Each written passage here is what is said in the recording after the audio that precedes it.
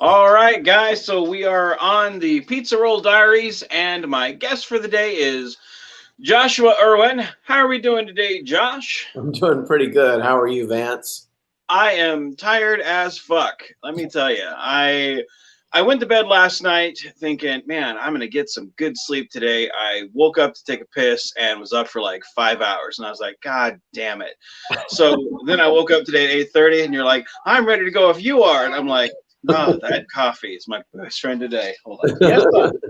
All right, guys. So we are on the Pizza Roll Diaries, and gotta hit mute, man. Joshua Irwin, how are we doing today, Oh Josh? man, I'm doing pretty good. How are you, Vance? There we go. Okay, There we go. There we go. that was weird. Yeah, it happens. It's good. It's good.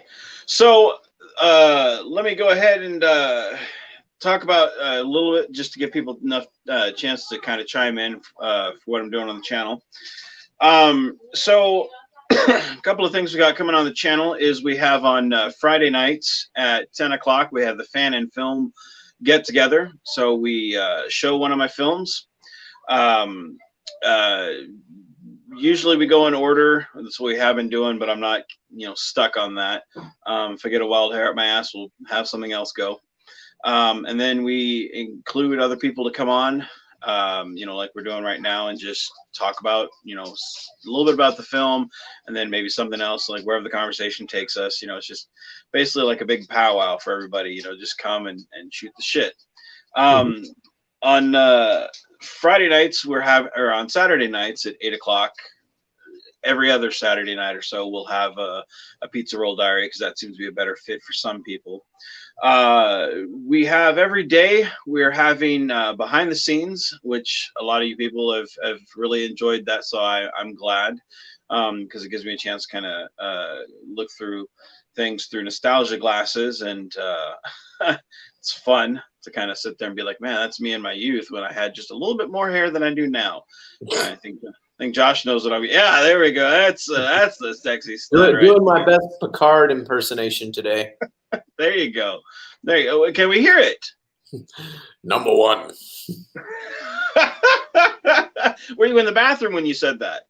Mm-hmm. Yeah, a bunch of urinals lined up, and that's what you're. I like that. I like that. Who does So number two work for? there you go, man. So we have those, and then I have I'm going to be having a few TV series reviews. One of them I'm going to be having is Better Call Saul. I don't know if you've ever seen that show.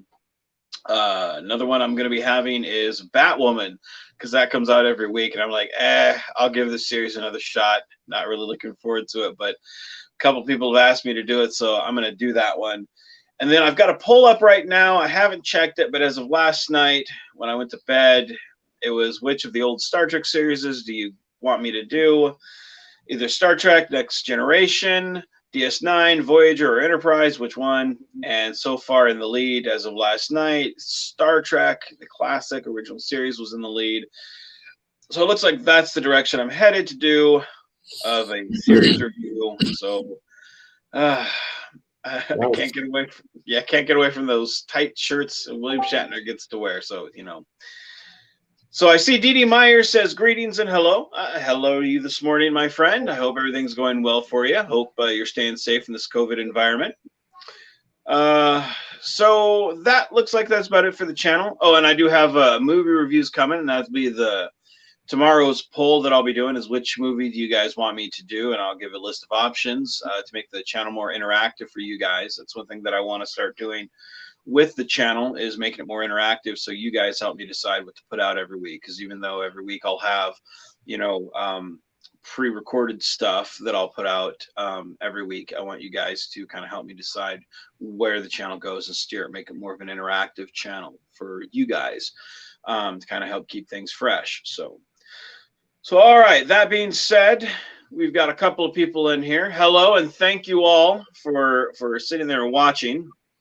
Any chance you guys get to join me, I feel blessed. Especially this big lug right here, Josh Irwin. Good guy to know. Charmer, smile right there. Your mustache, it always reminds me of like you need those to grow those in so you can just twirl it. Nah, see, you know, that's Yeah, really, I should. I get like irritated if it gets too long because Mhm, I feel it on my lips, and I'm always like cutting it because mhm. it drives me crazy. I really like wish I didn't have it, but like my wife won't allow me to not have it now, and my kids like don't recognize me, you know, because sometimes like I'll shave because I'm gonna be on film or something, and then my daughter's like, "You look weird," and so I guess this is just how I'm supposed to look, so I keep it. Like, you look good, man. I'm waiting for the day where I shave my beard off all the because Royce has never seen me without it. He's seen Mhm. me occasionally, you know, with no full beard, but still the Van Dyke going on, you know. And but Mhm. I'm waiting for the day where I just say, yeah, to hell with Mona. I'm gonna do this on my own. I'm a man, you know, and Right. you know, because we all know that my balls are in her purse. You know, that's the way it usually goes. You know. I know what that's like. But I tell you what bothers me about beers, like once it gets so long, like you start eating and then like the hair like gets in your mouth and you're like, God dang it, stop doing this shit. You know, that's the Mhm. part that bothers me. But I'm too lazy to like just shave every day, so it's a constant annoyance, you know. So, anyway, I'll go a few days and not shave the rest of it, and I'll start to get the neck beard thing going, and I'm like, I gotta get rid of that. But you know, I get really weird and sensitive about keeping all of this trimmed because mm-hmm, if it gets too long, it just drives me nuts. mm-hmm, mm-hmm. So That's how I feel I don't know if you can tell right now, but like it's starting. It always like I'm not very coordinated, and my wife always lets me know. She's like, "Did you tilt your head when you were shaving?" I'm like, and probably because it always like leans to one side. I'm like, I'm not very good at this. So yeah, like yeah, shaving sucks, women. Oh, but they know more than we do. But never mind. You agree with me. Okay, so going on. So you have a couple of projects. Oh, let's see. V-Man, know how it feels. Oh, Dee Dee says, V-Man, know how it feels, my friend. Absolutely, absolutely. So okay, so moving on because I'm sure they didn't wake up on a Monday morning going, man, I want to hear about V-Man and Josh's shaving problems. If they did, they got some serious issues, and you know, thank you for coming anyway. So that being said, you are currently working on Interlude. mm, yeah, You just put out Air and Darkness, right.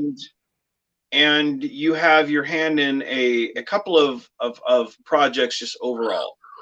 So tell me a little bit about because I in interviews past, like everybody always wants to delve into the classic Avalon stuff, everything that's. Mhm. I don't want to do that. I'd rather just delve with, hey, let's just jump right in now and talk about what's going on now. I mean, we can always rewind and go back if we want, but what's going on with you right now? Well, we're at the point with Interlude, and you know, of course, Interlude is an Axonar continuity film, and that is a project that we're doing with Jonathan Lane, who is everybody's favorite guy in fan films, and so that's a Mhm. situation it's been unique because that film has been 2 years since he kind of made his announcement that he was doing it and crowdfunded it, and then we went and filmed it like in November of 2019, and we're still, you know, working on the edit. And I have to say, for a film that's 10 minutes long, taking, you know, over a year for post production is a new experience for me. You know, like Jonathan is just, to say the least, obsessed with the details, and I think that that's something even he would admit. You know, if you had him on, he's like, yeah, I'm pretty obsessed with the details. That Um, sounds just like him. so. No, Uh, he absolutely is. He's mentioned that a time or two of like being a kind of a stickler on certain things. So yeah, no, I don't think you're wrong in describing him that way. So he would yeah. he would probably say something like, I was a creative director for 12 years, and the level of detail, and you know, he's just very, you know, detail oriented. And like, for example, last night I was working on shuttlecrafts flying by in the background of a shot. And that's been kind of maybe the most over analyzed small detail of any film ever. But I think we finally got it pretty close to where we need it to be. Uh-huh. And I'm very hopeful. I talked to the composer, Kevin, last night, and I'm pretty hopeful that we'll have, I don't know when we're going to release this, but I'm hopeful that we'll have a finished product that's capable of being released in another week to 2 weeks. So yeah. Now Kevin is Kevin Croxton, I think is that name sounds familiar. Forgive Yeah. me, because I always feel like I can't. It's like that person you look at them and you stare at them, and then before they break out the mace, and you're like, man, I can't quite place it. So that's that's how I feel like every time I hear that name. I'm like, where have I heard that from? He did he did his own fan film that was called The Bunny Incident, I believe, and it was a deal that it was all kids. I know. Yes, he's a teacher. Okay. He's a music. I believe he's a music teacher, and so he gets kids and various ages that are part of his classes, and he makes a film with them every year. Like a couple of years ago, he did a Star Trek film at Warp 66. Yes. Then this past year, he did like a James Bond thing that was really neat. So he does films with kids, and he's got like they're all musicals. And it's a really neat thing where they do it like a musical where they record all of the dialogue and the music first, and then they go out and film it and kind of lip sync the film to what they've already done. Brilliant guy, brilliant, not just as a composer, but a filmmaker as well. The Bunny Incident. It's funny you brought that. I didn't realize. I never put the two together. But that was one of the ones that Royce watched. Along with mine, because every time I get a film, I always let him watch an edit of it. Because he'll sit there and he'll watch it right with me. And then go on and do whatever he's doing.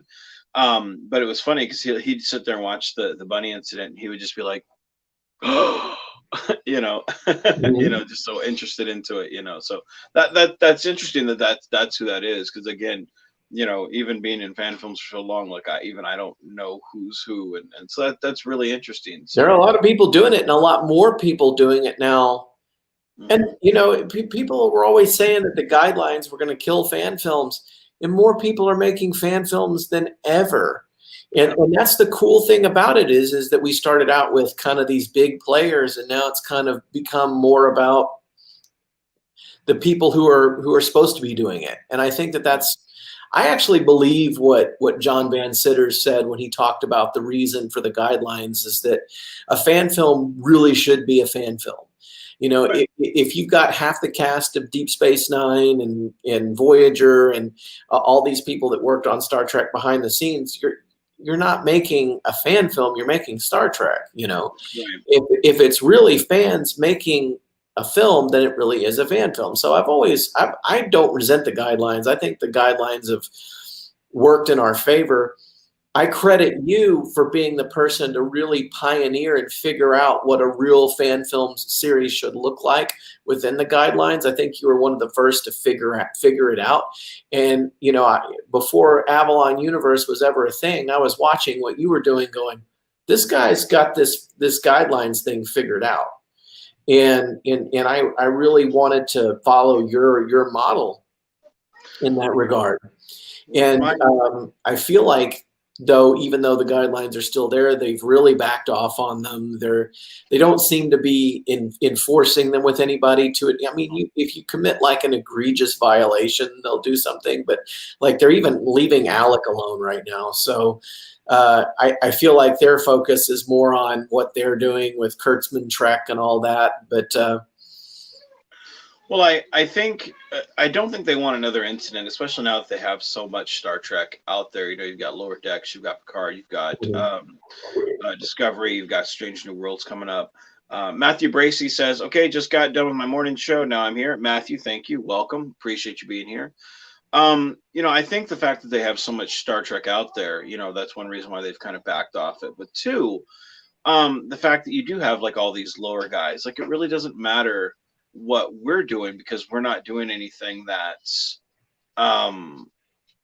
we don't have, like a Michael Dorn or a, we don't have someone, big and famous in our show, that's not what we're doing. So, and my mentality was always, what's the spirit of the law, not the letter, so, because to me, like, it's just like, I've managed half a dozen places. And to me, it's like rules could be bent, broken, not necessarily, but bent, and you could always make exceptions, and you had to know when to make an exception and when not to, like I've had, technically Star Trek music in my films.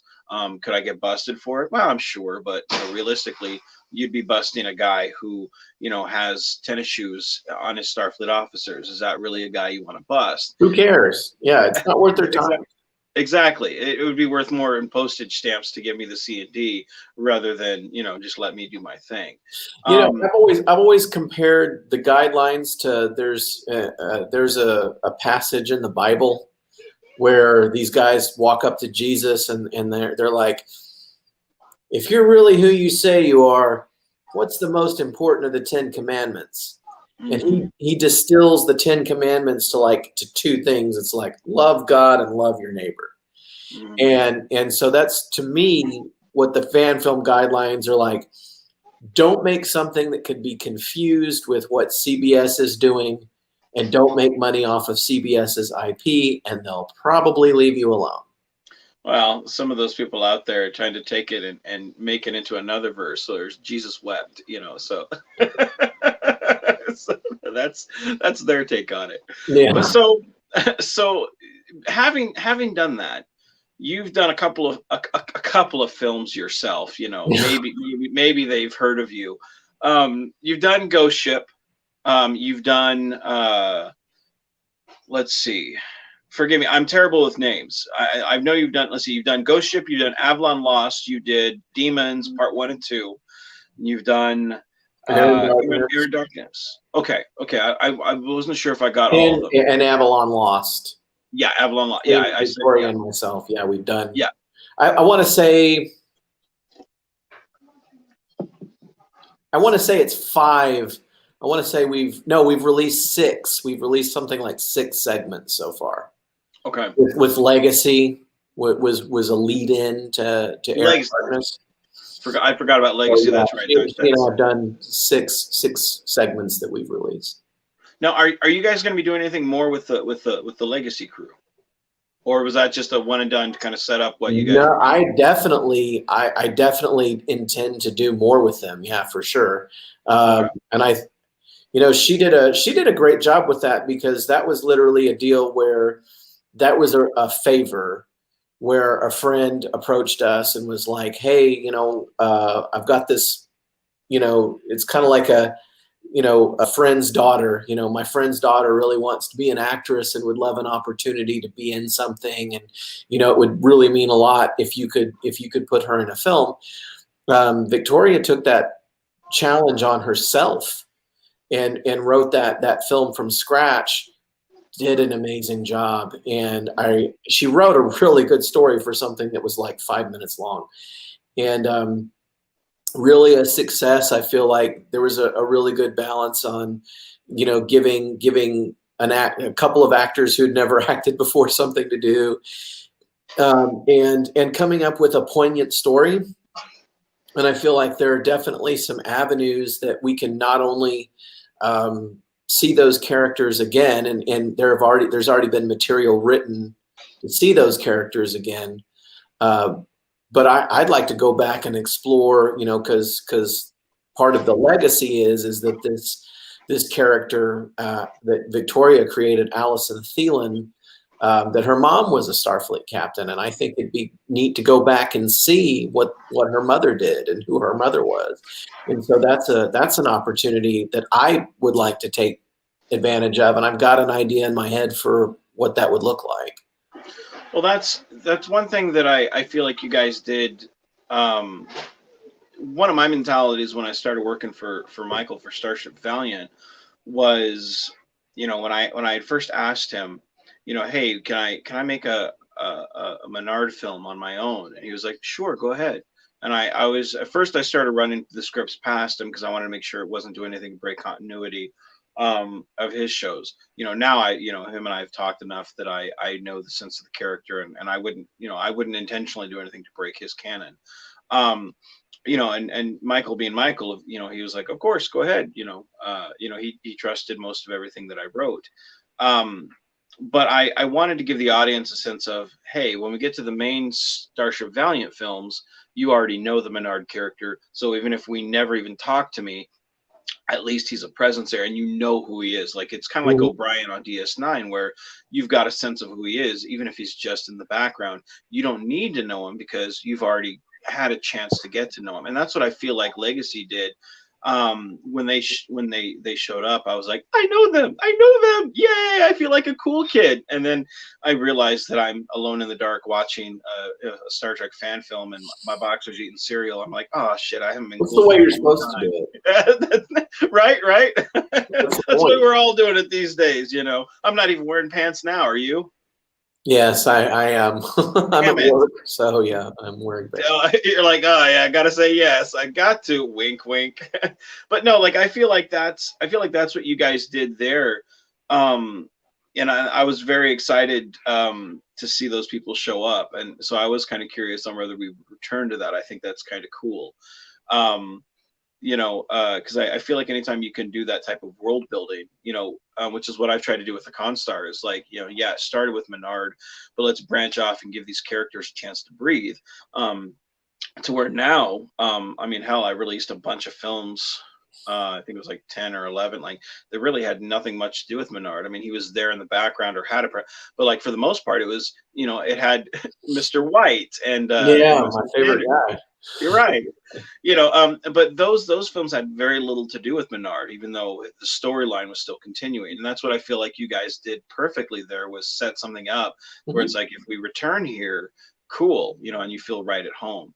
So let's see. Matthew Bracey says they're leaving Alec alone because he was right fair use. Well, I don't know enough about it because I don't care anymore.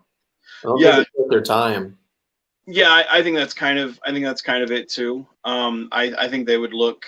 I think at this point, if they did anything, I think it would look like they were attacking the fans. Because if I'm not mistaken, I think Sam Hawkins had done something with music or something in one of his films, and they politely asked him, "Hey, can we change this?" And it was something like, it was in a trailer that he made. He had some music, and he had like some actual shots from, I think, First Contact or something in there. Yeah. And they just called him and said, take that stuff out and you're good to go. And he did. And they left him alone. Yeah, it was something like that, where they reach out to you. It's like, I think every one of us is easily accessible. But along those same lines, the Romulan War guy, Mark, he's got like Enterprise clips and stuff in his, and they apparently have left him alone. So, and then, you had the deal with, and I know that it's kind of pre-guidelines, but First Frontier was full 2 hours and has 5 million plus views on YouTube, and they apparently haven't said anything to them. So, yeah, as long as people aren't raising $1 million and having John Delancey in their fan film, I think that CBS just isn't worth their time to come bother us about what we're doing. Like, oh, there's more than one Menard fan film. Well, I think that really scares them, having like the professional actors in there. I think, because again, like you said, that kind of blurs the line of like, you're not making a fan film, you're making a film. Although it's great from a fan's perspective to sit there and watch it, it does kind of kick the low guy in the nuts. Whereas like, why would you watch a Star Trek Continues? Or why would you watch a Menard film when you've got a Star Trek Continues or a Star Trek Phase 2 or to me, I kind of feel like, like yours and Victoria's Avalon Universe is kind of, you guys kind of stepped up to fill that. Hey, this is what you can do with a little bit of a budget, but not overblown budget. Well, and part of the point of making it a different universe is, and sometimes, I say this, is it's not actually Star Trek, it's Avalon Universe. So, you know, it's not exactly Star Trek. It is, but it isn't. It's a little different. You get to your own sandbox per You se. know what I mean? So we kind of created our own thing, and like you said, it's not just one crew; it's a universe, Right. and so I feel like there's a lot of stories to be told there, Right. and I, you know, so with like for Aaron Darkness, for example, that was a deal where we started filming that before the pandemic, and then the pandemic happened, and we're in you know, we've got this storyline we've been telling for 2 years, and this film that's half shot, and so we went and we finished that. You know, we took our chances a little bit. We did the best we could to take precautions, and we were fortunate that no one got sick or anything. We went out and we did our 2 shoots that we still had to do, and we got through it and we finished our film. And now I feel like we're at this point where, okay, you know, we've kind of finished that particular story. So now we've got time. You know, it's one of those things you can take a step back and go, okay, where are we at? You know, if we need to wait 6 months to a year to do a big production again, we can do that now. Now it's like, you know, no reason to jump into doing something else. We can take our time and reevaluate and see what we want to do with the characters, take a look at the script a few times, see what we want to do with that, and then really wait until it's we're in a lot better place. Plus, we've got a situation where an actor is pregnant, and so we want to give that actor time to have her baby and have time with her baby, and so Right. it's kind of it's a good time to just take a step back and go, okay, you know, let's take some time before we make a big film. But uh, we have figured out a way to do some smaller things, Right. you know. So we have a couple of films shot. 2 of them are with you, and those are already in the can. Those are already filmed. Yeah, you're in them. And one is an interesting heart to heart between you and Captain Ramirez, and another one is you and me. And so those will be films that will be, you know, the next to be addressed in the editing roster. And then there's a really interesting little one with just Tori Archer that's a bit of a joke, Right. an engineering joke that goes back 50 years that people will be looking up once we post it. But so there's that, and then there are 2 other really small, unique things that I want to do that are going to involve some surprises and some different actors, and are going to be stories outside of the crew that we've seen before a little bit. And so I'm just going to do some little simple things that keep our channel going for maybe a full year, and then, you know, in a few months we'll take a look at, you know, we're very fortunate that we've got a president now that wants to take the pandemic seriously and do something to Right. help, and we want to, you know, give him some time to, you know, enact the plan, and hopefully it helps. And, you know, maybe here in a few months we can look at doing something, but if not, you know, it's no big deal. So we've got some things in the short term that will, you know, keep the channel alive, and then, you know, when the time comes, we'll do something big again. Well, I think that's one of the things about the pandemic is it's helped a lot of us get creative Yeah, on what we do, and I think the one thing about you and Victoria is there's no lack of creativity between you guys. for sure. You know, you and I have certainly spent our fair share of late night romps through the, you know, joke session and bouncing ideas, and and I enjoy, you know, just shooting the shit with you. You know, same thing with Victoria. You know, there's, you know, when I see her name pop up and I pick up and she's like, meow meow motherfucker, I'm like, meow meow motherfucker. and then yours and my impressions is all. We will just leave it at that. It's one of those things of like you realize, okay, we don't need this overwhelming budget to make a film work. We can make something a little bit smaller, and like you had said earlier, like the guidelines I think was meant more for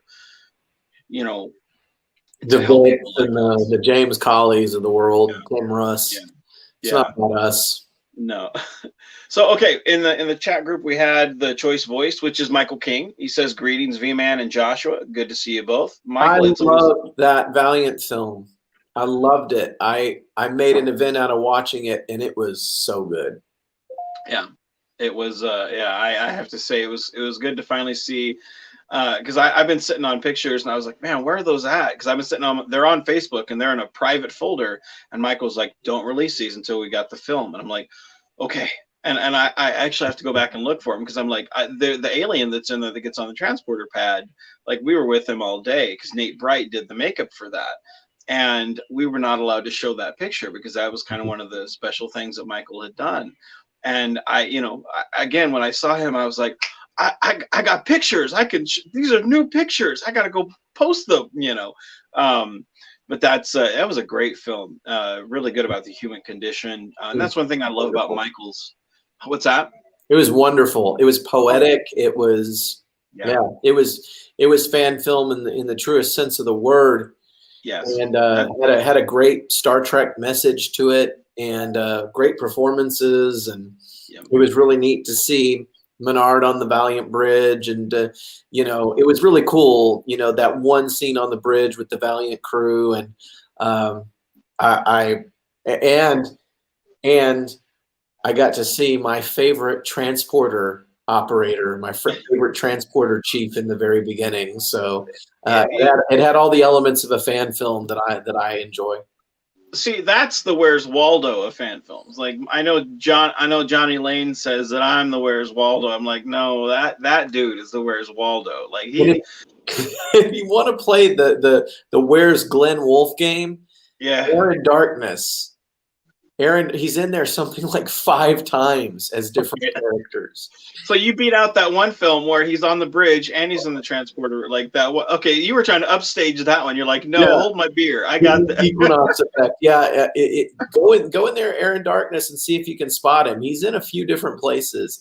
And what's funny about that is that he had been the captain in in Demons, and we killed him in Demons. And there he is in Aaron Darkness again, and he's in like 4 different places. He's like he's an alien. He's well, so it's great.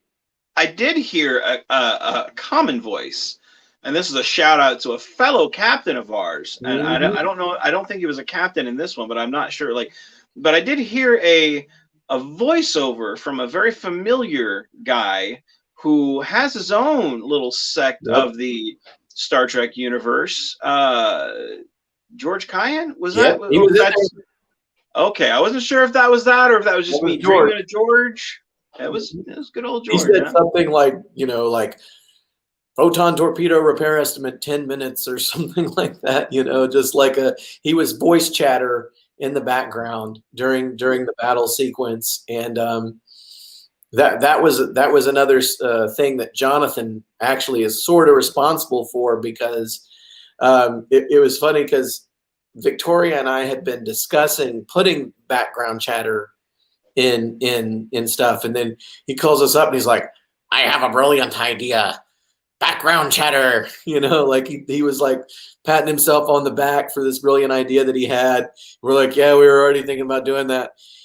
But he did make the effort to go around to a lot of different people and actually have them record background chatter and send it in to him. And he's got like a library built of background chatter, and I already had it because I used it in interlude, so I was able to just pull it out. So it's not just George, it's like Nick Cook is in there. Oh, really? Yeah, and Gary O'Brien, Dan Reynolds, Leslie Sawyer, Kelly Reynolds. There's like Leslie Sawyer. She's another Leslie Sawyer's another Where's Waldo, and Mhm. she seems to be in quite a few where you're looking, you're like, oh, I know her. Yep, that's Larry Fleming too. Larry Fleming's the transporter chief voice in Demons. mhm. Yeah, So Larry's in quite a few. Larry's in Dreadnought Dominion. He's in Nature's Hunger. Now he's Avalon. Like he was one of those guys that like there was a Randy Landers film where he was a Klingon and then he was like a human, like 10 seconds later, like he's on the Klingon bridge as a Klingon and then you're on the planet and he's just like a normal person, but he was like a background actor. I always thought that was pretty funny. I started referring to having two roles in one fan film as pulling a Larry Fleming. yeah. Uh, so That sounds dirty. yeah. This is how sick I am. Okay, you got this death scene for Tori Archer's character, and there's this funny line, this line that I've always thought was really funny in Next Generation, where O'Brien was supposed to like beam someone off of a ship, and Riker's like, "Status O'Brien," and O'Brien's like, "There's nothing to lock onto, Commander." And it's like this real somber, like, oh shit. And I've always thought that was funny for some reason. That is the way you say it. So I wrote this death scene for Tori Archer, and I specifically wrote a transporter chief being like, "There's nothing to lock onto." And then I had like Larry Fleming record that, and I put him in there. So like, I have a character die, and it's literally a joke. I made it an inside joke to me because that's who I am. I can't not do shit like that. You make it sound sexual. Like you need to be like, there's nothing to hold on to. There's nothing to lock on to, man. Well, because that's how it sounded. He's just like, "There's nothing to lock on to, Commander." Like, and he was trying to be like, "Oh no." And it's, See, you're the. That's what's gonna get you the C&D. You're like a porn parody. you're the one putting sex jokes in your fucking films. I am.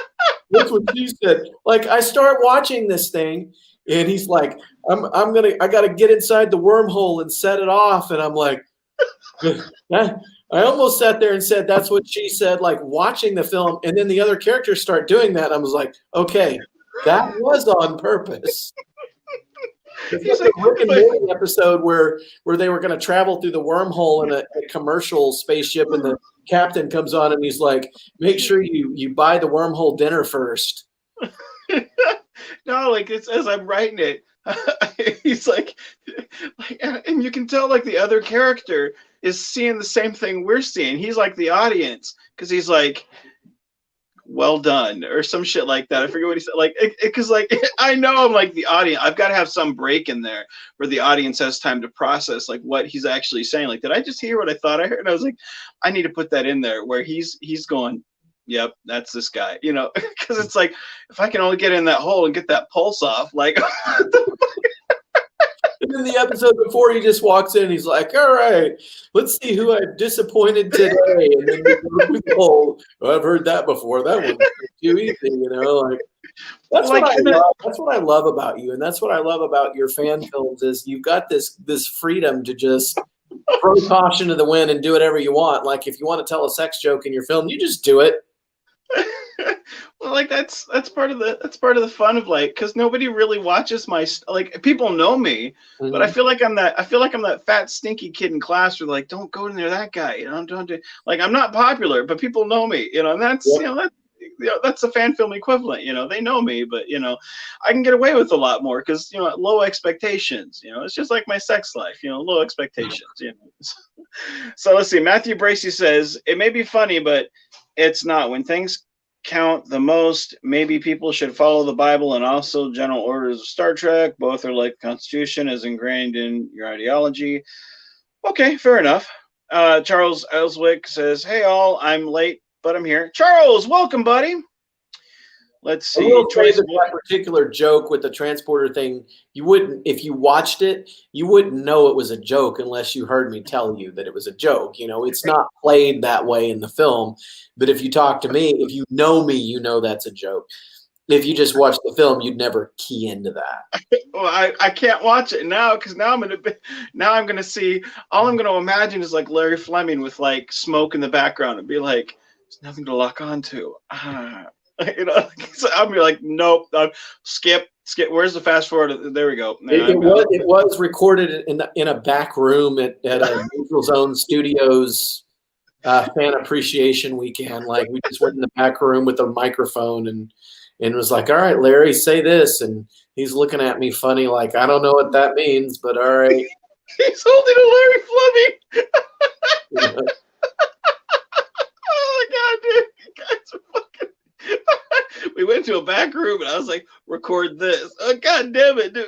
I gave him no frame of reference. It was just like, say this, and he did it. Oh, man. He was very sweet about it. I feel like all these things are going to be like, well, in our court document, here's the quotes that Mr. Irwin has. This is the evidence used against you. Yeah, there's going to be plenty. Hold on just a second. Let's see. We got Choice Voice. He's kind of blushing here a little bit. I think that was when we were talking about animals. Jim's Landscape is here. Hello, Jim's Landscape. Welcome, buddy. Charles Ellswick says Animals is now one of my automatic top 10s. Dude, I know, it was great. It really told a good story. And like I said, that's what Michael does best. Like he tells human stories. Honestly, for me, he's got the right idea. Yeah, it doesn't get much better than Michael. He was really inspirational for me writing my shit on, this is how we tell a story, look at the very first one he did, which was ironically enough called Legacy. And, it's about the human condition, especially when it's in the special edition.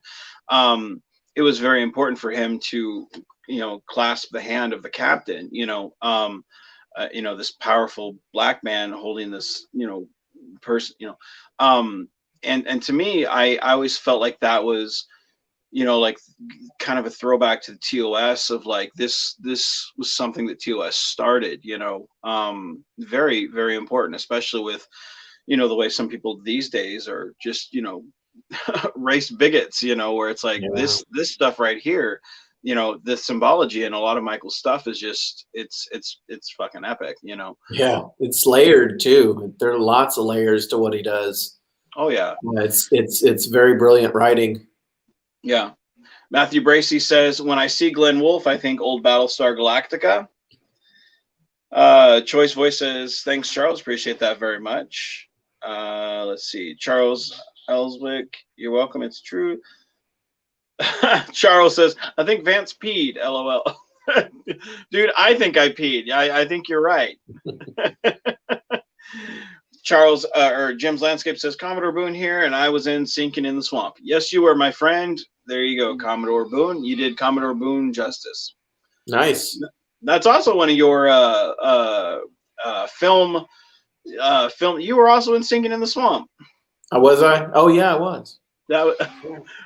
Oh, you just shot me down. I'm like, pimping you up. You're like, what? Little pea man, go away. I'm pulling a Larry Fleming. I was really honored to be in that film.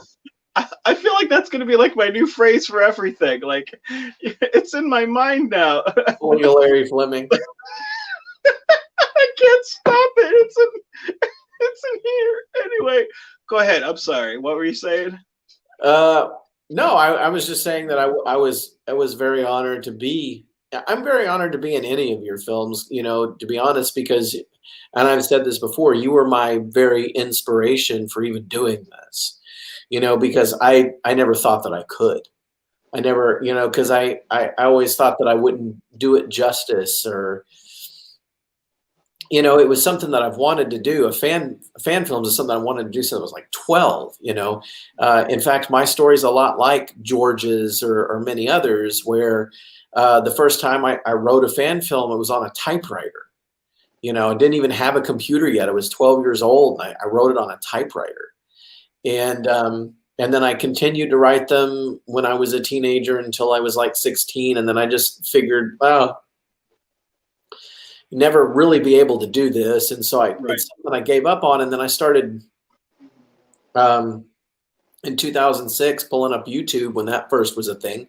And then I'm seeing Star Trek New Voyages going, wow, people are doing this. Right. And I thought, wow, like I wish I could be a part of it. I wish I could go to New York and participate. And then there's Star Trek Continues, and I'm just watching these people do this, going, "Gosh, I wish this was me." For the longest time, and I just never saw a way that it could happen. And it wasn't until I saw you doing it that I realized it could be done. And I I was inspired.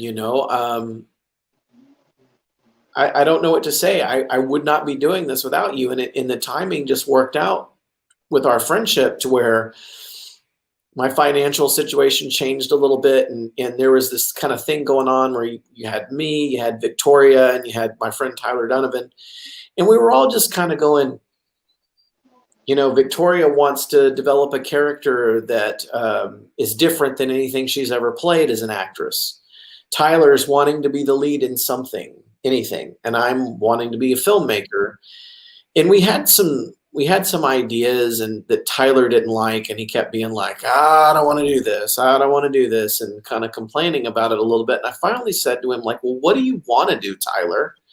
And he's like, I want to do sci-fi. And I was sitting here thinking like, oh, that's going to be so expensive. How am I going to do that? And it was just coincidence that I was on the phone with you, like right around that time. And you're like, well, there are sets you can shoot on. And then the wheels start turning in my head, and I'm like, well, maybe we could do this. And we did. And I never thought in a million years this would be a thing. And now it is. And I can't get enough of it. I don't know that I'm ever going to stop doing it. I don't know how many of the people that are doing it with me right now are going to want to, how long they're going to want to keep doing it. But once the stories we're telling right now are done, then there are other ones to tell, and that's why it's a universe. But Well, I feel on my experience has been, if people that have good hearts, and they want to tell a good story. When I first started, it was because Richard Wells and Scott Johnson had invited me down to Starbase Studios in Oklahoma.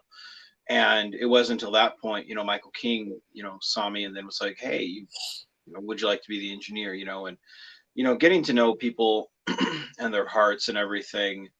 As long as people have good hearts and they keep their motives pure, I think you can always work with mhm. pretty much anybody. And that's something where, especially these days, it's so easy to get angry and bitter and frustrated and whatnot and at who's talking to who and what's doing what, and the behind the scenes stuff. You and I both know that we've seen our fair share of the behind the scenes stuff. um but like, the drama really should be in front of the camera instead of behind. And it's Wouldn't that hard to be do nice? that sometimes. Sometimes it's best to take a step back and be like, okay, now let's go. Yeah. Otherwise then we end up into, because I know when I first started, it was, are you James Colley or are you Vic? And which camp are you in? Because you can't be part of Um, and I couldn't stand that. So I realistically have only watched, I think, like maybe one full episode of I think phase 2, and it was the Mirror Universe one, and I haven't watched the other one because it was so much drama that I was like, it pushed me away from just even watching what was supposed to be fun, because everybody was just so cutthroat. And that's what I feel as, it's hard to do these days, some days, because some days are better than others.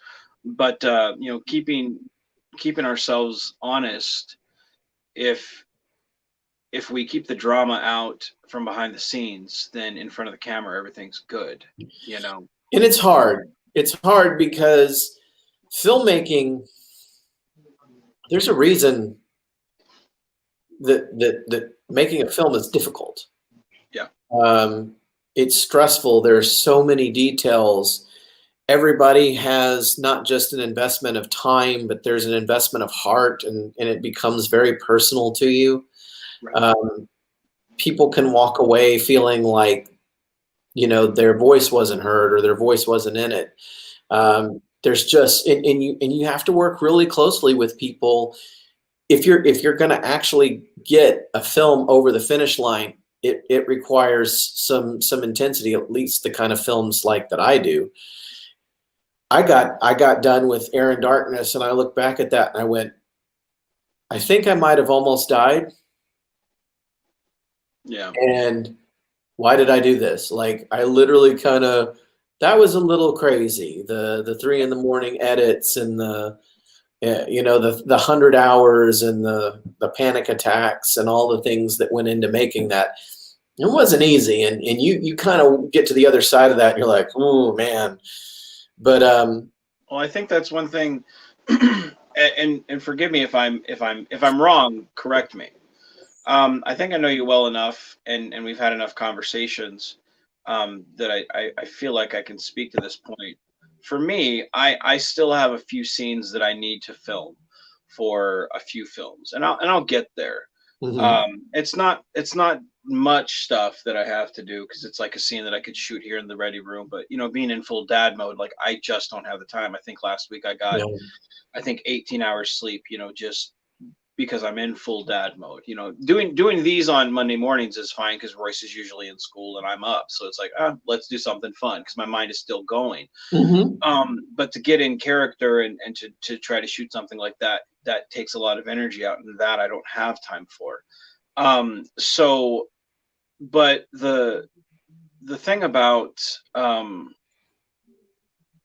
putting yourself, you know, putting all that weight on your shoulders and the expectations that you put on yourself, Mhm. like sometimes it can put you in a funk where it's like, I Yeah. don't care about this person, I don't care about this person, you can fuck off, I don't care about the project, I don't want to do this, why am I doing this, it's not worth it. For me, that's honestly how I feel about these pickup shots that I've got to do for some Yeah. films. And I've had, you know, someone's, you know, I sent my uniform, one of my uniforms off to someone who has fucking stolen my uniform, and I can't get it back. So now I'm like, Oh, well, wow. how am I going to write myself? You know, how am I going to write this part now? Because now not only do I need the part, I need the uniform. Like I'm pissed, and the person doesn't fucking respond, and I can't get a hold of, like, it pissed. They read the message, but they don't fucking, like, it's shit like that where the weight that we put on ourselves when it's just like, you know what, I'm gonna step back, I'm gonna go do a couple pizza roll diaries, I'm gonna go do me for a bit, and then Yeah. when I'm ready I'll come back. And that's where I Mhm. feel like you're at, is you did, you know, you did all this work and now it's like, okay, I gotta step back, I gotta breathe, and then everything will flow. Because right I now, think if so. the dam is about to break, and that water that normally wouldn't be a big deal, you know, is starting to break the dam. Yeah. And we do it to ourselves, you Yeah, know. we do. We do. There's no doubt about that. And um, one of the things that I've always struggled with is not letting my stress overwhelm me. You Yeah. know, it's funny because you know two of my friends that do impersonations of me. Those impersonations are both versions of me being stressed out on a film set. Mm. Both of them. And both Tyler's impersonation of me is me being stressed out on a film set, and Victoria's impression of me is me being stressed out on a film set. So it's kind of like, if both of my friends are doing impressions of me being stressed out on a film set, maybe I should do something about trying not to be so stressed on a film set. So Well, believe see, me, I did it. you don't got to worry about me doing that. My impersonation of you is, I'm pulling a Larry Fleming. Let's go in the dark room and record this.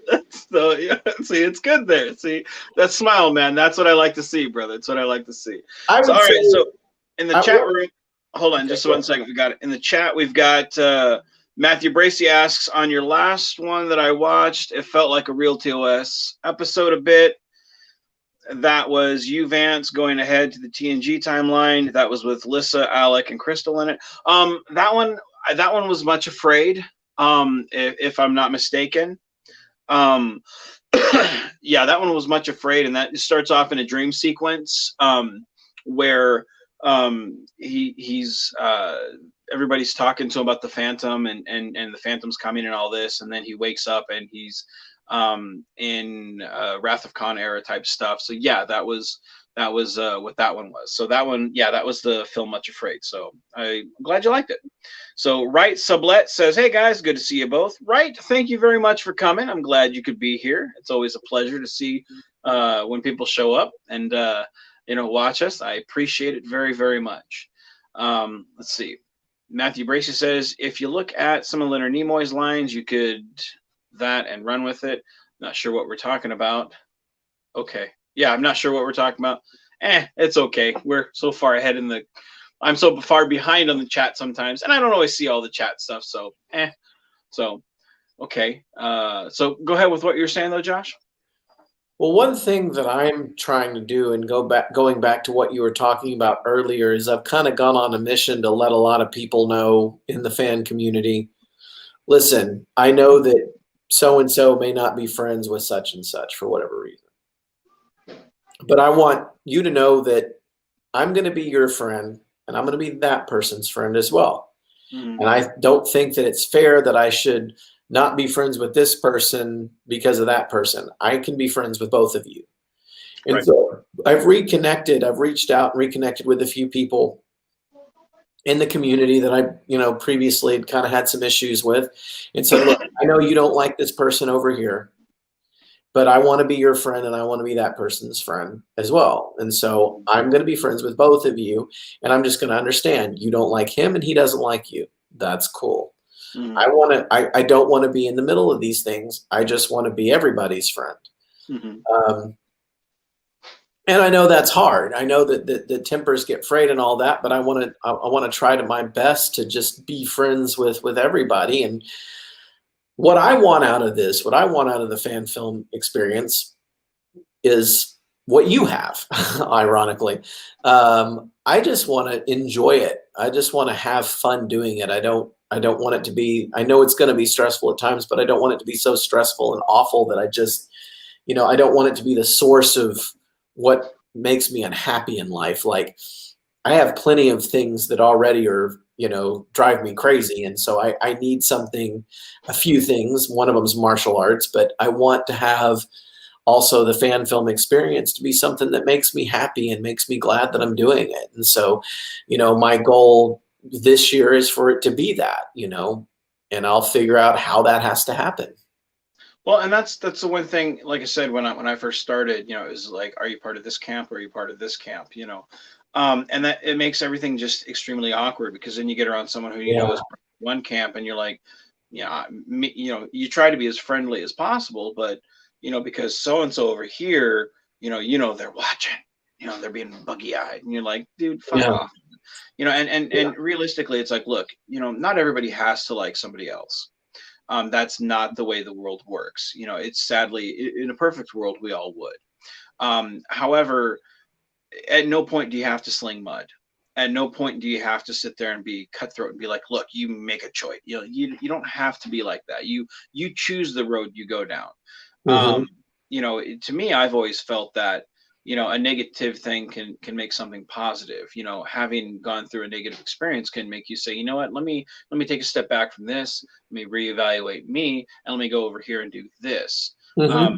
And that can make something positive, because so many other people can look at that and go, wow, you know what, we can do something, we can change, for the better, or it may make the other person say, hey, you know what, maybe I am in the wrong, and let's do that. So it's well, and I know that Alec is a very polarizing figure, obviously, in this, but I like Alec. Like, I've had the opportunity to know him for almost 2 years.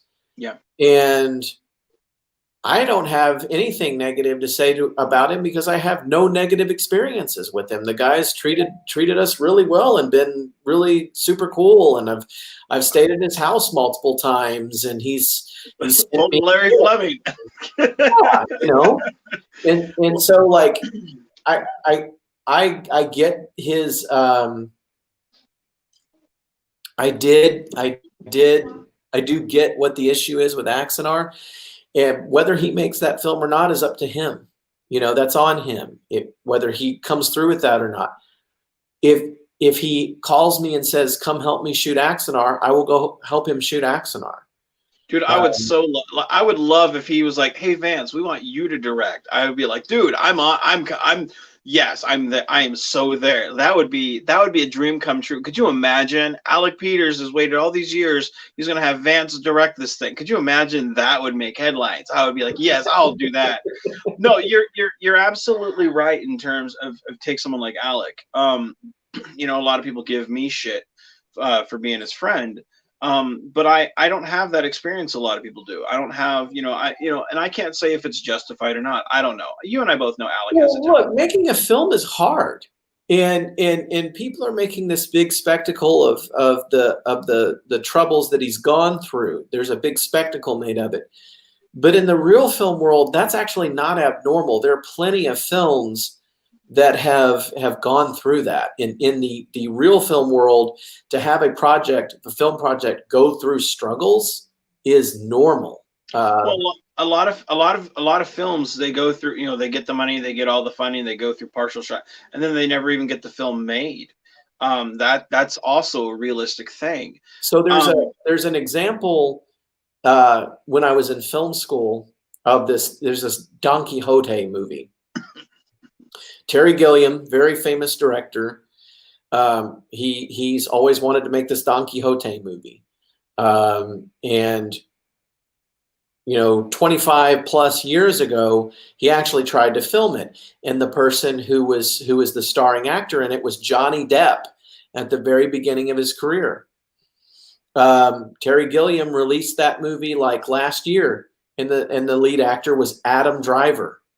That's how long it took him to make that movie, because the first time he tried to make that movie, everything fell apart. And it took him 2 decades to put it all back together. But he made the movie and he released it. That kind of thing happens, and it happens more than people realized. I mean, there was a point where like Nicolas Cage was going to play Superman. yeah, Superman Lives. Yeah. You know what I mean? Like, filmmaking is hard for a reason. Alec got into it at a really interesting time. He's had a different experience than the rest of us. He's had his share of struggles. Does that mean he's not going to make a movie? No, I don't know what he's going to do. That's up to him. I'll help him if he wants my help. But as far as him being a person, I really have trouble believing that there was some sort of deliberate deception or something on his part. Like, I don't see that. I think that he just maybe made some choices that didn't pan out for him. And look, I've done that. Look, I have one movie that I've made twice. I made it, and it was a full-length feature. It was the film set where I met Victoria Fox, and that was 17 years ago. And I made the film and decided I didn't like the film, and no one's ever seen it. I still have it. No one's ever seen it, but I decided, like, I don't like this. And so I went and completely rewrote it, and I made it a second time. And that film got purchased. That film got purchased by a distribution company. So I've got another film that I've made twice and didn't like it either time.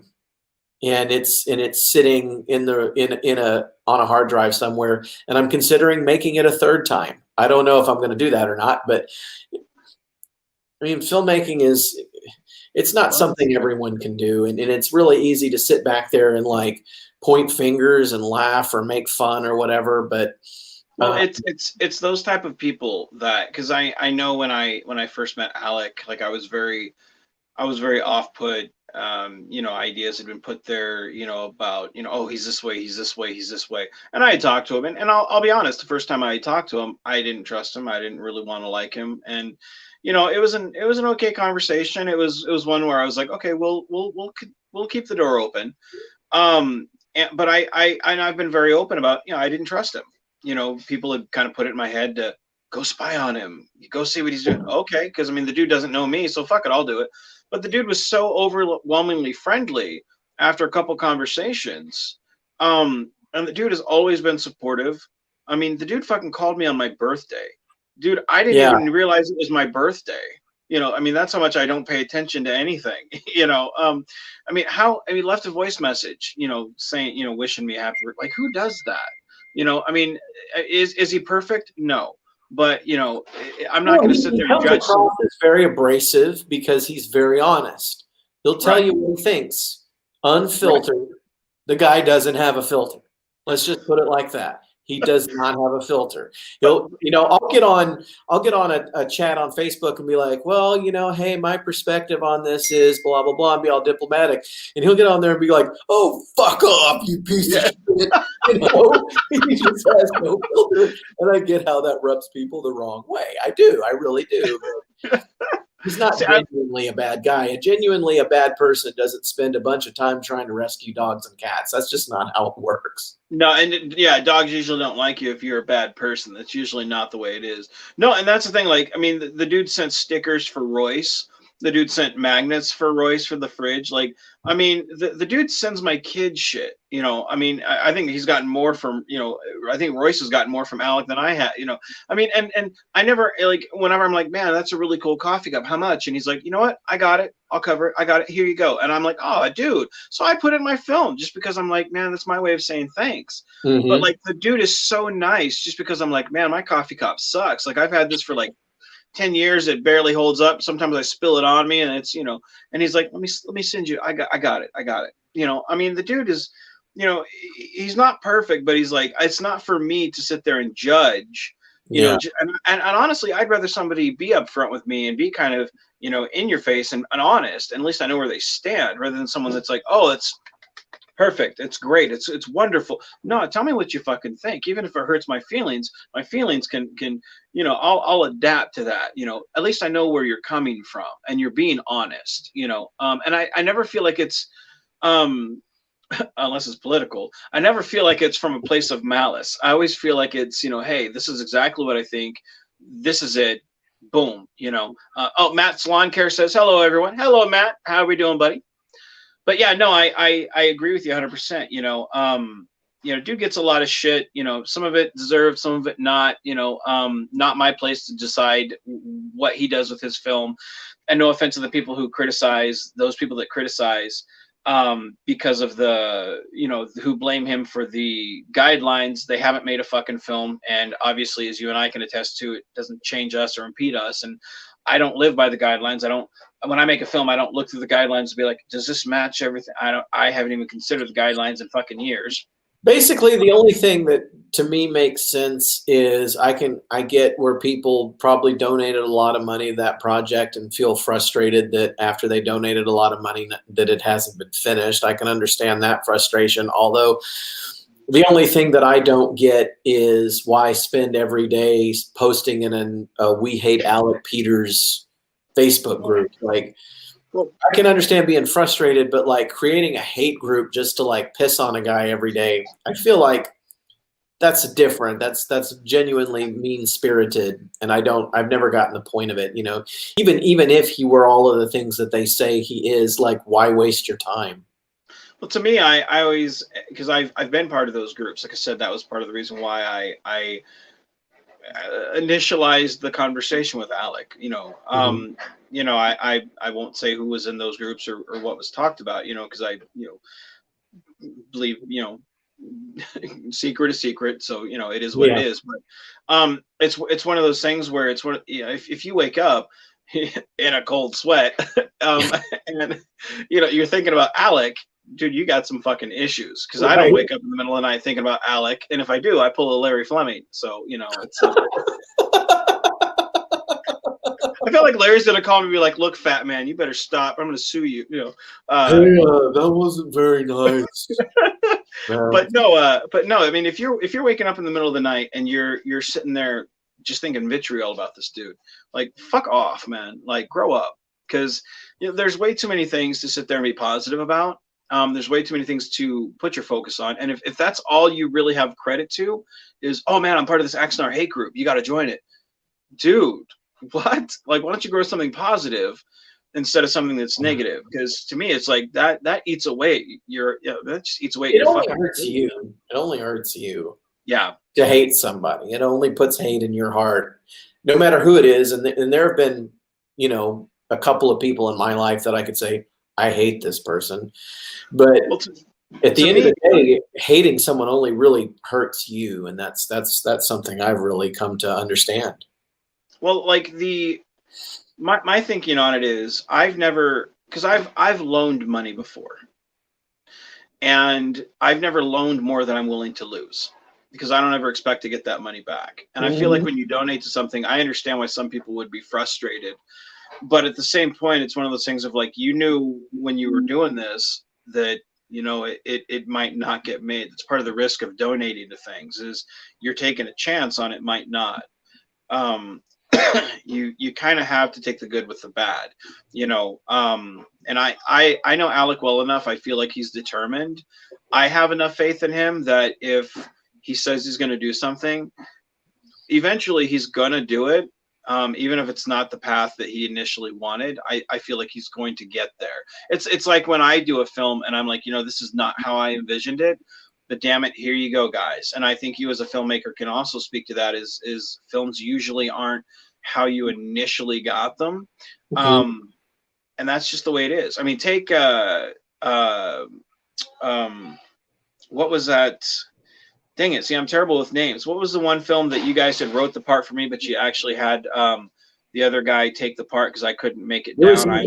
It was both Demons and Air and Darkness. You were supposed to be in both films. And we ended up having Caleb Hohenschel come in and play an ensign. Yeah. We still found a way to get you in there, but but it wasn't what was initially. Initially that part was supposed to be me. And I had memorized, like I had gone months and months and months and memorized, like I knew, because again, for my shit, like I can read it offhand, and I can be like, okay, here it is, okay, and then okay, what is it now, and then put it back, and then. But on an Avalon set, like, dude, Victoria ain't gonna let me get away with that shit. She'd be like, fucking cut, what are you doing? What? Take that script out of there. No, fat man, you're not doing that, I couldn't get away with that shit. I'm not just gonna put the camera in your face and be like, say, you son of a bitch. the son of a bitches came. That's what we gotta do.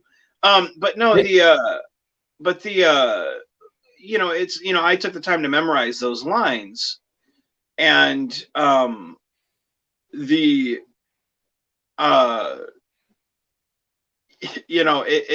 seeing that on screen, that's the perfect testament to Caleb was supposed to be Menard. And that was not how you envisioned it originally. However, what's that now? You make adjustments, you figure it out. Yeah, and that's filmmaking. So I have to believe, knowing Alec the way I do, that he'll get it done his way eventually. And that's really all you can say. I mean, look, I have like a 4-tiered plan in place for the next time you're involved with a film. Like, I have a plan for if Vance is there for 4 days, if Vance is there for 1 day, if Vance doesn't come, there's literally A, B, C, D already figured out. As far as like, because it depends on how much time you have. So it's like, if he's able to give me 1 day, this is the plan. If he ends up not even being able to come for what reason, this is the plan here. So like, I always know to have like several Vance plans. Well, like for me, like I think the most stressful thing about travel, like that's one reason why I have these sets, so I can do the piddly fuck filming that I do, which has been, I feel like it's set me back probably maybe a couple $100, for paint and whatever, but realistically, like, what is that, it looks good. Thank you. And I feel like it looks good on cam, again, for being a no budget. I feel like it works for what we do, especially Tilt-A-World, who Jason Spriggs edited that one. Like, that was a great film, where, it felt like a ship, I mean, we faked a lot of stuff, and we faked it well. God, I sound like my wife on sex night. Damn. But it's one of those things where, you have COVID to deal with, and you're sitting there going, how am I going to do this? Like and Mona's in school right now, which is, again, one of those things where, dad full-time mode, so, we're doing these pizza roll diaries. It's one of the things of like, if COVID was gone completely, great. Okay, cool. Now, when is Mona free from school? She's got a couple months during the summer. Cool. If we can wait to the summer, let's see here. Like, now, how much time? But it's just I hate the fact that like everything is so up in the air. It doesn't feel like it was last year though, where Yeah. everything was chaotic. But it's still kind of like, okay, Who where are we at? knows? 'Cause Yeah. at least we have a plan going forward on here's the vaccine, here are precautions, here's it, so maybe we can get this under control. Whereas like right now, or I mean, as it was last year, it was like Nobody everything was knew just at all what was going to happen. yeah. So like I'm hopeful. But again, it's just very telling of the time, because honestly, if it wasn't for COVID, I wouldn't have this, which I'm very thankful for, Yeah. for the sets here, or the green screen, or the lights that you sent me. Like, dude, and I have to say again, I think I have thanked you publicly, but you've paid for lights for me from the green screen. I You've I'm been glad very you're generous. proud. And, I was proud of you for doing that and for building your own set, and I figured you deserved to have something to help out with it. Well, it was. I can tell you, it helped out on the Orville film, a planetary step, for those who don't know or haven't seen. And I feel like have you had a chance to look through the footage of what I sent Yes, you? I have looked through it. Yeah. Okay, so it worked. I believe so. I'm going to probably circle back and connect with you on that, and let you take a look at it too, and we'll go through it and start to put it together. I think I can work. Yeah. Okay, because I know I had done that one, and I felt like I lit it slightly wrong, because it was like the time after that where I was like, oh, I've got it perfectly figured out, whereas I felt like for you I was like, oh, it might have been lit a little bit too bright, but again, it's one of those things where like that's a testament to like the time we live, Yeah, it's just figuring things out, and that's filmmaking. Yeah, that's exactly, doesn't go like what we thought it would. Exactly. Yeah, and look, I've always said the true skill of filmmaking is navigating those things. Right. And I've said this to a lot of people, that you have 4 films. You have this film that's in your head, and when you watch it in your head, it's not filtered through anything. Like, it's not filtered through budget or acting ability or logistics. It's just the pure raw film that you see in your head. And then when you take it out of your head and you write it, you're running it through the first filter, which is your ability to write that film. Then you go and you shoot the film, and that's where a lot of other filters apply: logistics, actor availability, actor ability, budget, you name it. And then once you have that, the final filter is the editing process. And so the true skill in filmmaking, in my mind, is actually navigating that evolution. Right. And it's not so much a matter of trying to like preserve the unfiltered film all the way to the end. That's not it. The skill is letting the film evolve into what it is going to be, letting it take on a life of its own. Let the film become what it is, instead of just making it what you want it to be. And a lot of the failure in film is filmmakers' inability, especially on a low budget level, a filmmaker's inability to let that process happen. No, it has to be like this, or else we can't do it. If you just let the film evolve and you just try to get creative in your solutions, sometimes you'll find that you like what you come up with better, or it worked out in a way you didn't expect. I mean, Air and Darkness wasn't filmed the way that it was written. We had to make all kinds of changes, especially with that Klingon battle on the surface. The Klingon battle on the surface is nothing like what's written in the script, or even what I imagined. But because of that, we ended up editing the film a different way than it'd be planned, and it's better than, in some ways, than what was written. So it just, you know what I mean? If you hold to the idea that it has to be a certain way, then either you run the risk of your film never being made, right? Your film maybe not being as good as it could be, or your film taking 2 years to get made. Well, and that's the thing. Some of the best films are never made, just because of their own inability to get out of their own fucking way. And the thing about it is, like, my thing, and I think you've said this on occasion as well, is go make a bad film. Go make it. Yes. And then your next one, it'll be just a little better because you've got that experience. That was advice given to me by Bruce Campbell. Yeah. He said just go do it and screw up. He's like, that's what I did. That's what Sam Raimi did. We just started making films one day, and we figured out pretty quickly what worked for us and what didn't. So go fall on your face and then get back up. That's what it's about. Well, I feel like it, especially in fan films, like you kind of fail upwards, like it just, that should be, if you and I start a production company, that should be our motto, fail Failing upward. upward. Yeah. Hey, can you do me a favor real quick and catch up on the comments while I go pull a Tyler Donovan?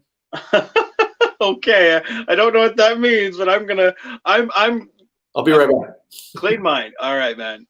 All right, so we have let's see here. We've got let me scroll back through here, and forgive me everybody, I don't see every comment.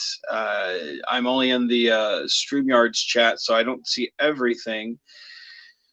Okay, let's see. Charles Ellswick says, I gotta go. Thanks for the great talk. Charles, I'm glad you were here, man. If you're watching this on the recap, thank you very much for showing up. I hope you enjoyed what you missed after you left. So thank you for coming. Let's see here. Oh, let me scroll back up. Let's see. Okay, right. So Blett says, both of you inspire me so much to work on my backstory and character development for my dream film projects. Both of you blaze a path that has shown me that filmmaking is possible. I would love to work with both of you one day to tell my Commodore Decker story. Well, I mean, that's the thing. Like, if you don't have character, like everybody wants the pew pew, spaceship battles, and that's just not realistic. Because I mean, even though we do have wonderful CGI people these days, it's not either you have to pay an arm and a leg for it, or it's not easily attainable, or whatever the limitations are. Those are your limitations. Go into filmmaking and know what your limitations are, and then write your story around that. A lot of people don't accept their limitations, and then, like I said, they never get their film made. So, like I said, some of the best films are never made. And it is possible. I mean, look what I do with a cell phone, and then sending it off to people who are much better than I at editing or sound design. I've got some wonderful people who we all work together, because we do have a vision, and I trust them to do it. I send them the script, and then I send them the footage, and then I trust their vision. I hand it off, because when it's in my hands as the director, usually, or as a producer, it's my vision. When I pass it off to them, it's then their vision. And then when they give it back to me, I let them know, yes, this is acceptable, or no, it's not. And you have to kind of walk that line, because it's no longer just your vision, it's both of your visions. Mm-hmm. So it's one of those things where it is very much possible to make a film. It's so simple. It's just, you have to go do it, especially the fact that now you can record a video, post it to YouTube, while you're on the shitter every day. I mean, that's how easy it is to do something. Hopefully you're not making films while you're doing that. I mean, if you are, let me know so I can skip that one.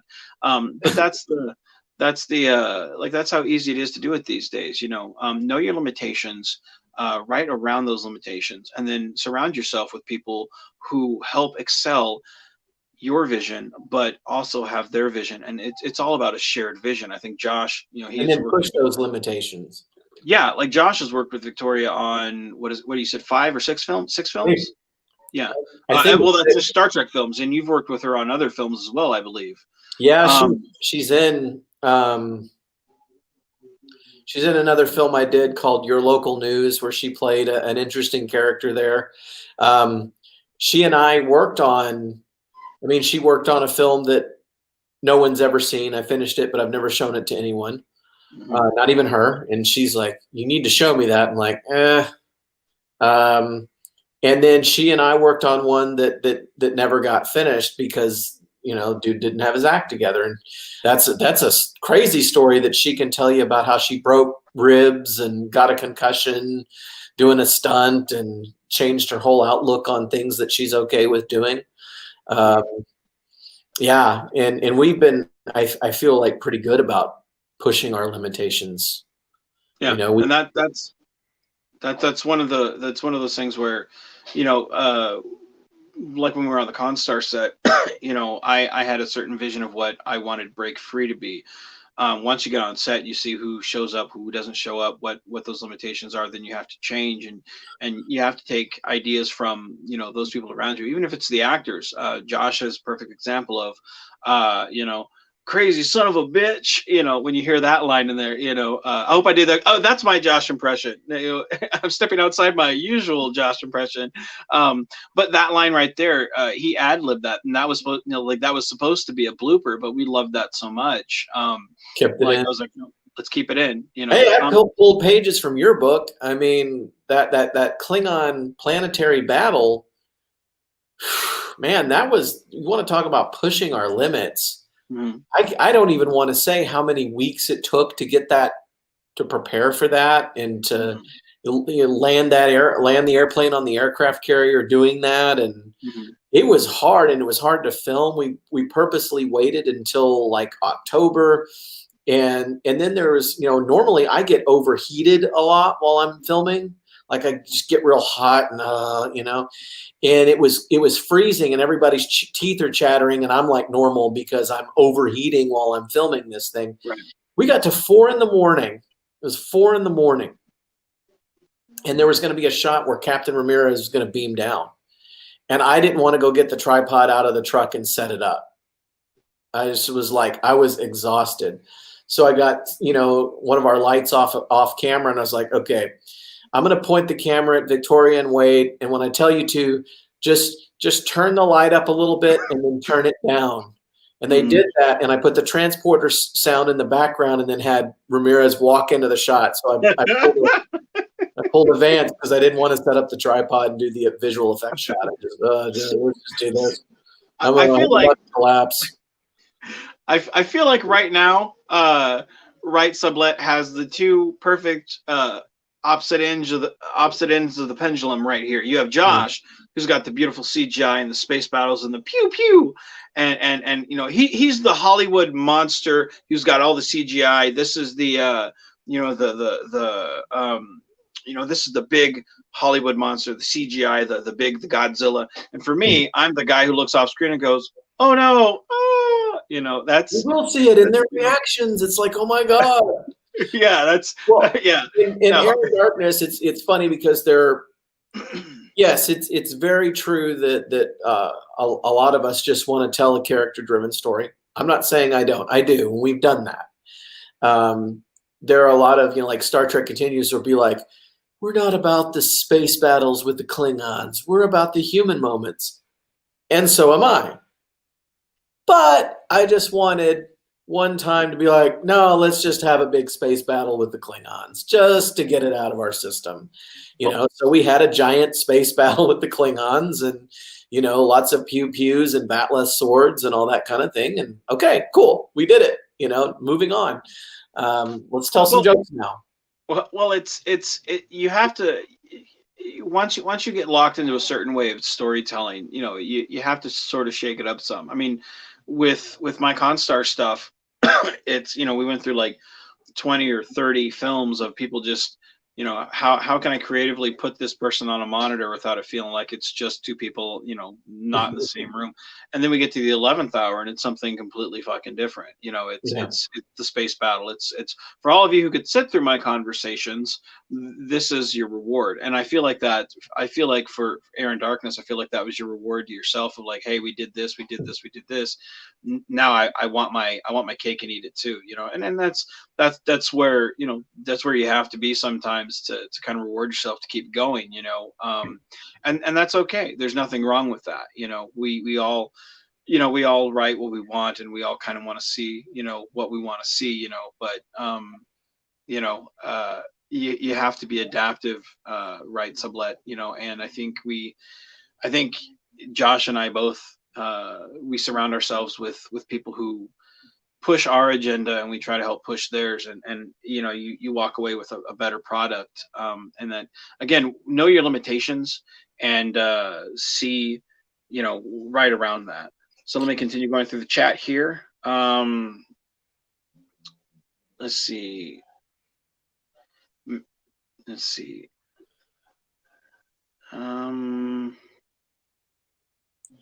I've only got a couple of minutes before I have to go do some real work for the day. Okay. Well, then I will. I've got one kind of last point that I think is interesting, and that is one thing that I've been seeing in the comments on a lot of fan films is that people, if you go back to like 2014 or thereabouts, I was looking at a Reddit thread on fan films from 2014, and all people were saying is these are awful. These are awful. Acting is bad. The stories are bad. They're so cringe. Like nothing nice to say. Right. Whereas today you're seeing comments where people are saying, this is where I go for the kind of Star Trek I want to see. Right. You know, there is a sentiment, whether you agree with it or not, that a lot of what CBS is doing is not the kind of Star Trek that people want to see. Right. I don't know what percentage of people that watch it that actually represents, but I know that there are people that would prefer something more classic, and that's what a lot of us are doing. We're telling the kinds of stories that we fell in love with over the past 30 to 50 years.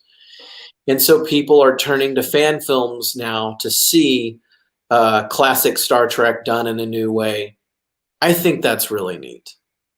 Yeah, I completely. You've told me that before, and I'm always like, every time you tell me that, I always get the warm and fuzzies inside, because it makes you feel like, you're doing something right, instead of just, I never look at the numbers. I don't see how many exactly are watching or who's keeping up with who. Like I'm not quote unquote keeping up with the Joneses per se, but it's always nice to hear that, hey, this was my go-to, or hey, this was my, this, I really like this one, or this one stood out to me, or this one spoke to me. To me, it's those things, because you hear so much of the negativity these days, and I think Trekkies, I think they get a bad mark for being like the most vocal of negative fans. I think any fan base has their negativity group there, but it's nice to hear when something's done right. So many people want to jump on board when it's, oh, this sucks, oh, this is terrible. But when you hear, hey, that was pretty good, I liked it, it's always nice to hear that. So Michael, because I know you're about to rush off here. Michael says, the choice voice, which is Michael King, says, I always say that a script is just a guideline, and what's written on paper seldom translates exactly when it's written on the screen, and oftentimes what's written doesn't work when filmed. No, you're absolutely right. I know that's the case with me. I always give my actors, like, hey man, phrase it how you want to phrase it and let's go. Like, I know sometimes it's frustrating for the editor because, like, wait, what was that line? What is it? What? Especially when you slap it in words like, crazy son of a bitch. Look, sometimes you hear, you write a line and it's like, that's really funny, or right, that's a really great line. That sounds really good in your head. And then someone actually says it out loud and you're like, it doesn't translate. Not as funny or awesome as I thought it was. Yeah. One classic story from my filmmaking journey is that I made a film with Tyler Donovan back in 2017, and I'd written dialogue for a character he was going to play, and he comes back to me and he says, I'm really not connecting with this. Like, I don't think this is going to work for me, and I've got an idea on what I want to do. And I was like, well, okay, what do you want to do? He just transforms right in front of me. He starts like, well, he starts playing this like drugged out, crazy psycho character. He just becomes this character right in front of me.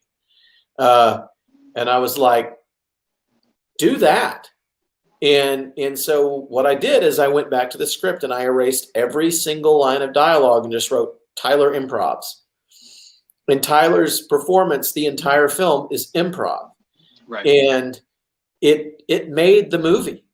It made the movie. And when I remember when we were filming with Tori Archer, he has a scene with Tori Archer where they're like in a restaurant talking. He would do that character and she couldn't deal with it. She would laugh every time he said a line. And so it got to the point where we had to get in on a close-up of her and have him just say the line straight like a Vulcan and not be the character for us to be able to get takes where she wasn't laughing at it. And it's not that the character was supposed to be funny. He wasn't. He was supposed to be crazy. but his delivery was so nuts that she couldn't Right. deal with it. So Right. Right. you never know what's going to happen. You know, if you see something, go with it. Who cares? You know, like, I mean, look, it just because you have an idea, that doesn't mean you have to stick completely to it. I mean, try to preserve things that are interesting to you, or whatever. But it's like you do have to give any creative endeavor license to grow and change a little bit. If you don't, you'll never get anything finished. It's just a fact. Agreed. Agreed. I know you said you had to go. Mhm. Real quick, I had one question that I wanted to ask, because Okay.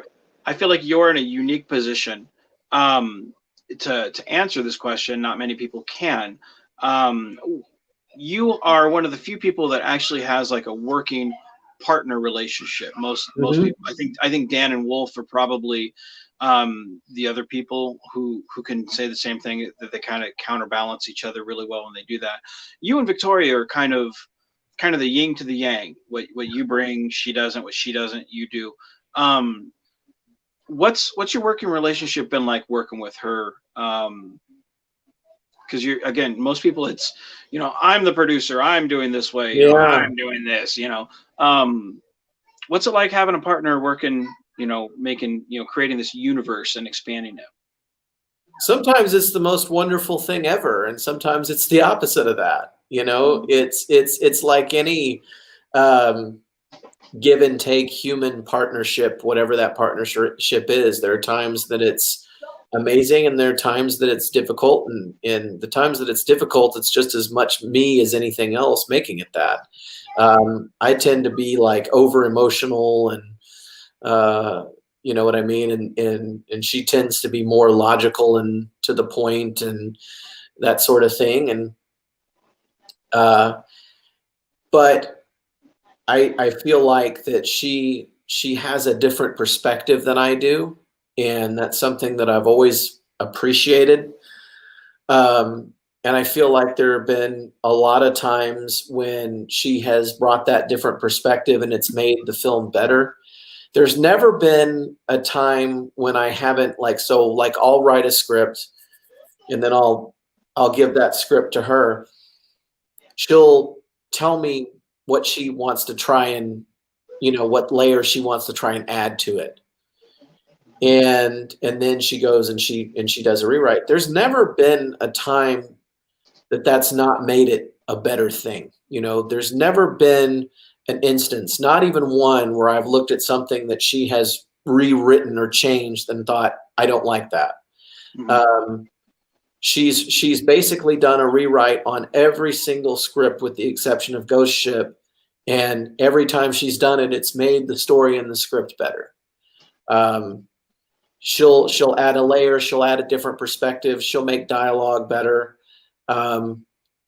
She has something that she's talked to me about recently, where I had a very specific idea on what I wanted to happen with two characters, and she's brought an idea to me that adds a layer to it but doesn't take anything away from what I was trying to accomplish, which I thought was really neat. Mm-hmm. And so I've always felt like she's added something really, really interesting to whatever we do. Um, she and I have very different personalities, as you pointed out, and so Right. one thing Jonathan observed is, he said there are times when you guys are like on Vulcan mind meld, where it was like she just looks at me, or I give her a look, and one of us knows the other one wants to trap an alien in a force field. Mm-hmm. We almost communicate telepathically. Mm-hmm. That happens, but then there are also times where like we're ready to kill each other, and but that's friendship. That's Right. how things are. Um, there are times that I want to kind of do my own thing, and just do my thing for the sake of doing my own thing because I need that. But um, I do feel like that whatever she does, she definitely brings a different perspective and a layer to what's being done that I appreciate. So I definitely feel like the work has gotten better because of it. And she's a very unique person. She's very powerful person. You know, she's very strong. She's very direct. She knows what she wants. She knows what her stance is on anything. She defines herself by her own set of principles and ethics that are very strong and well defined, and that's something to be respected for sure. Um, I think sometimes with my sense of humor, she tends to roll her eyes a little bit at it, you know, but that's okay. But Right. like anything you get into, like if you're just friends, if you're collaborators, whatever, there's going to be highs and lows, and there's certainly been that. But you can't deny that we've created some really cool fan film Yeah. segments that we're proud of. Right. Yeah, no, and that's like I said, that's you guys, with the exception of, like I said, I think Dan and Wolf, because those guys are pretty in sync. Like you said, the Vulcan, mine, where they trap the alien. And look, even I've seen those two those. guys are like, Yeah. Dan will be like, well, Glenn does this, and Dan will Yeah. be, and Glenn will be like, well, Dan does that, and then, but then at Yeah. the end of the day, it's no big deal. They get Right. their films done. So Right. And that's yeah, no, like I said, I felt like you and Victoria are kind of unique, because it's always you guys working together on creating the Avalon stuff. And I one, I appreciate it, because like I said, I feel that you know after the Star Trek Continues and Phase 2 and everything, I felt like there was that void. And you kind of stepped up and was like, well, without intending to, I feel like um you put a little bit higher quality into just here's a fan film, we'll just put it out, here's some slop. Like, you actually put a nice gloss on it. It was like, thank you. here's some frosting on the slop, it looks nice. But you guys have done really good on creating some nice characters. From Captain Ramirez, I think is going to be a fan favorite. For sure. I like him. I can't wait to work with him. And I like Chuck. You know what I mean? Chuck is one of those people that he adds to anything that he does. I mean, if you were to look at what he's contributed to these films, Right. wow, it's so much more than just the character. I mean, the character he's played he's this sweet. He's a different kind of captain, and I don't care what anyone thinks about this character. He's a captain with a heart. He's a captain that's struggling to find his identity as a captain. He's a person that's really in He's touch with relatable. himself. He's sensitive. He's a Yeah. warrior, but he's sensitive. But you go beyond just the character. Chuck has done everything from create props to run the camera to choreograph fight scenes, do makeup. There's not something on some of these productions that he hasn't had a hand in. And so I can't emphasize what he's done enough. I can't give that guy enough love. And if you meet him in person, he's literally the nicest guy you'll ever meet in your entire life. There's just no getting around it. And he's a damn fine, good looking man, whew. Don't pull a Larry Fleming. No, Yeah, don't. don't pull a Larry Fleming. But I feel like, especially with Aaron Darkness, I feel like it was a team effort on the part of everyone who participated. Everyone who is there really added something to the substance of that film. And from Courtney, brightening the set and coming in and making everyone laugh, and being a person who just brought so much life to just being there, to Sam and the overtime that he put into making the CG what it was. Like, every single person that participated really added something to the substance of the film. Victoria did it in ways that are incalculable, from writing to directing to acting to you name it. She does everything. And so it's like me, I hit the record button. You know what I mean? Like, I was there, I hit the record button, and people did their magic, and then there it was. So it's really important to realize how much it's the people that participate in the fan films that make them what they are. Yeah, it's a group effort, even though someone may be leading the charge. Like it really is the force behind you. You know, it's the army that's behind the general who's going. No, I completely agree with you, 100%, 100%. So the choice voice says, "Good seeing you both." That's Michael King. Enjoyed your insight, Josh. Take care. See you, V man. Michael, Better get it's a COVID great test. having you, man. It's great having you here, man. Thank you very much for coming, especially being here for almost 2 hours. And with that in mind, I know, Josh, you said you have to actually go do some Yes, work. sir. Who are you and your work? Yeah, I know. Pays for So, fan films or something. so that in mind, upcoming in February for all of you who are asking about next month's Pizza Roll Diaries, we will have David Chang. We'll have Eli, who's a producer and actor in his own right for his own films. We'll have Eli Irving. I always get his name and your name confused because it's spelled so much alike. He plays Commander Young on the Constar. We will have Victoria Fox, who also is co-producer on Avalon. We will have, who else do we got? I'm trying to think. Oh, Eric Moore. It's raining. Oh my goodness. Well, we'll go out and we'll play out in it later, Turkey. But don't tell Mom. We'll have Eric Moran, which is the producer on A Planetary Step. Hey, Daddy. Yes, son? I tell Mom it's raining. All right. Was she happy? Yeah. All right. I can't tell you how I feel right now. So, and I lost my train of thought on who we all had. But anyway, we have, I think, one or two more people. But either way, we have a whole slew of people on the Pizza Roll Diaries for next month. Same time on Monday mornings at 9 o'clock, and I think we have one or two Saturdays at 8 p.m.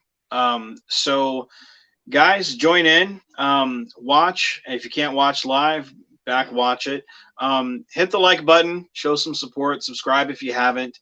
But with that in mind, be genuine, be safe, and keep on geeking on, guys.